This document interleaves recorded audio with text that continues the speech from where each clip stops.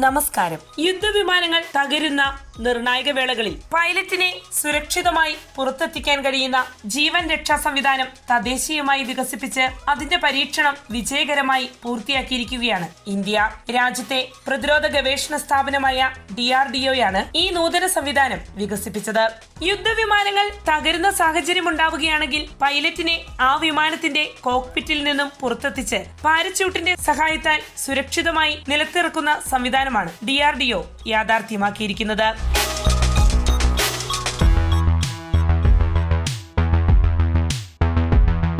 Indian പ്രതിരോധ രംഗം കൈവരിച്ചിരിക്കുന്ന സാങ്കേതിക വൈദഗ്ധ്യത്തിന്റെ തെളിവേകുന്ന മുന്നേറ്റങ്ങളുടെ ഗണത്തിലേക്ക് ഈ പുതു കണ്ടുപിടുത്തവും കൂട്ടിച്ചേർക്കപ്പെട്ടിരിക്കുകയാണ്.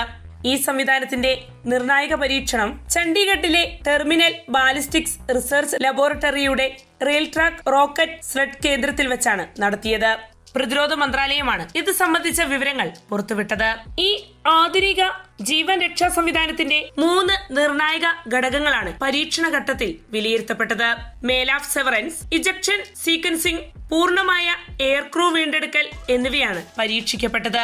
പരീക്ഷണത്തിനായി അതിവേഗതയിൽ സഞ്ചരിക്കുന്ന ഒരു യുദ്ധവിമാന മാതൃക ട്രാക്കിൽ സജ്ജീകരിക്കുകയുണ്ടായി. ഈ വിമാന മാതൃകയുടെ കോക്പിറ്റിൽ നിന്ന് പൈലറ്റിനെ ഇജക്ട് ചെയ്യുകയും അങ്ങനെ സീറ്റിൽ നിന്നും വേർപെട്ട പൈലറ്റിനെ പാരച്യൂട്ടിന്റെ സഹായത്താൽ പുറത്തിറക്കുകയുമാണ് ചെയ്തത്. പ്രതിരോധ മന്ത്രി രാജ്നാഥ് സിംഗ് ഈ സംവിധാനത്തിന്റെ പരീക്ഷണ വീഡിയോ ദൃശ്യങ്ങൾ സമൂഹ മാധ്യമമായ എക്സിലൂടെ പങ്കുവയ്ക്കുകയും ചെയ്തിട്ടുണ്ട്.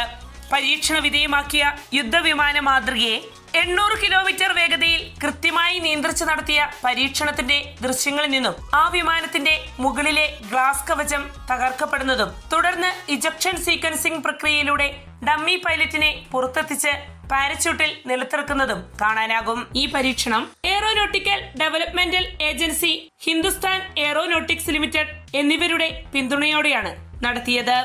ഇതുകൂടാതെ Indian air force, institute of aerospace medicine എന്നീ സ്ഥാപനങ്ങളും ഈ ഗവേഷണ പദ്ധതിയിൽ പങ്കാളിയായി. രാജ്യത്തിന്റെ പ്രതിരോധ രംഗത്തിന് പ്രയോജനപ്രദമായ ഈ ജീവൻ രക്ഷാ സംവിധാനത്തിന്റെ ഗവേഷണ വിജയത്തിന് DRDO, ഇന്ത്യൻ വ്യോമസേന, ADA, HAL, മറ്റ് വ്യവസായ പങ്കാളികൾ എന്നിവരെ പ്രതിരോധ മന്ത്രി രാജ്നാഥ് സിംഗ് പ്രശംസിച്ചു.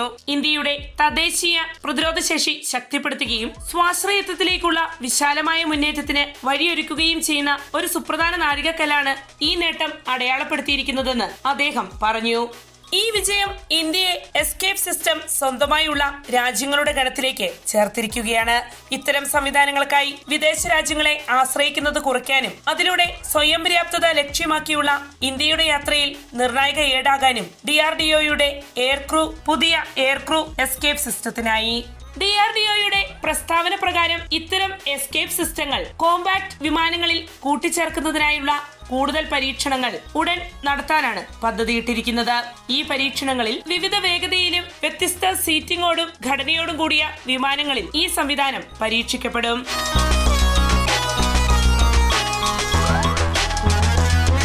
വാർത്തയുടെ നിറം തേടി തനിനിറം.